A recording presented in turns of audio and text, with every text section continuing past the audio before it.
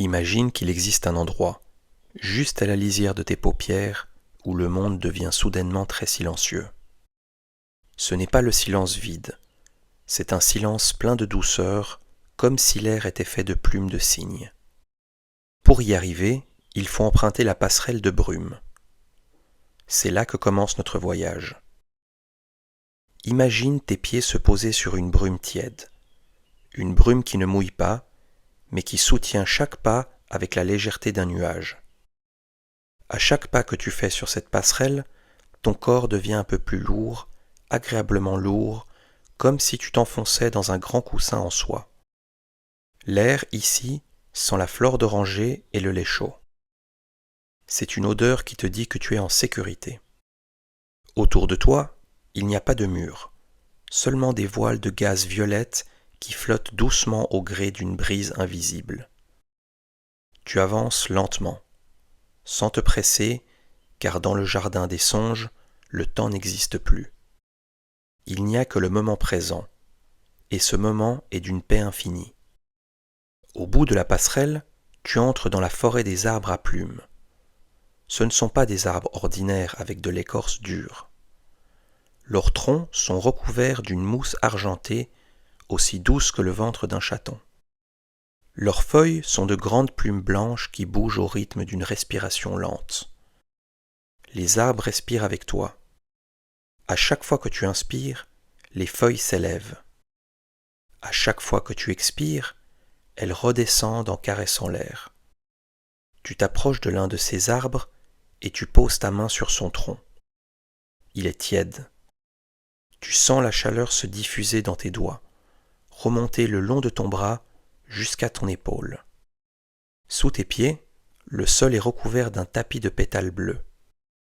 À chaque pas, ces pétales s'écrasent doucement en libérant un son presque inaudible, comme un petit carillon de cristal lointain. C'est un rythme régulier, un rythme qui t'invite à ralentir encore et encore. En traversant la forêt, tu arrives au bord d'un ruisseau de miel bleu. L'eau ici n'est pas liquide comme de l'eau normale. Elle est épaisse, dorée et bleue, et elle coule avec une lenteur majestueuse. Elle ne fait pas de bruit de cascade.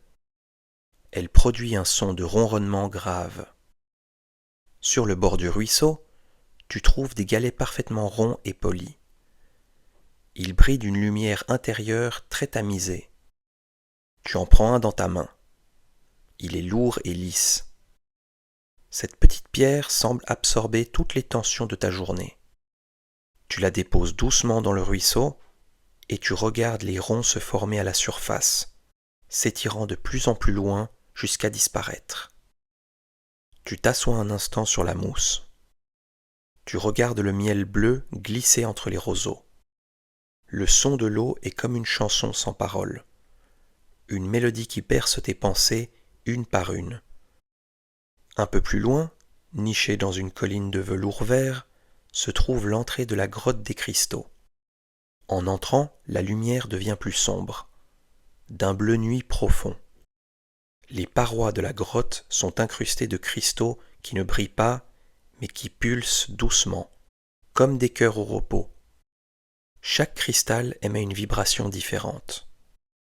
L'un vibre pour détendre tes jambes.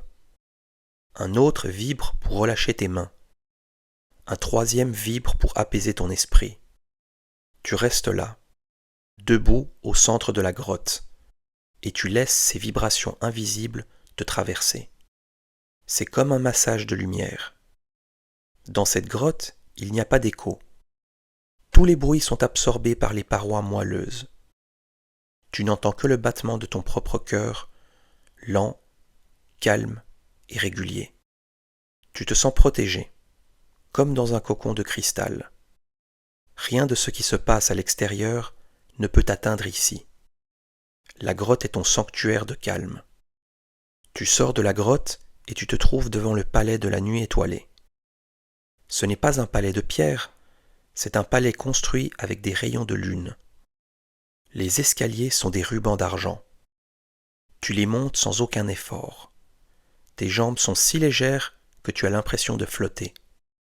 À l'intérieur du palais, Il y a une immense salle avec un plafond qui n'est autre que le ciel étoilé. Les étoiles ici sont proches, si proches que tu pourrais presque les toucher. Elles ne scintillent pas de manière agressive, elles diffusent une lueur de bougie chaude et rassurante. Au centre de la salle, il y a un grand lit. Ce lit est fait de millions de fils de toile tissés ensemble. Il est entouré de rideaux de brume qui bougent très lentement.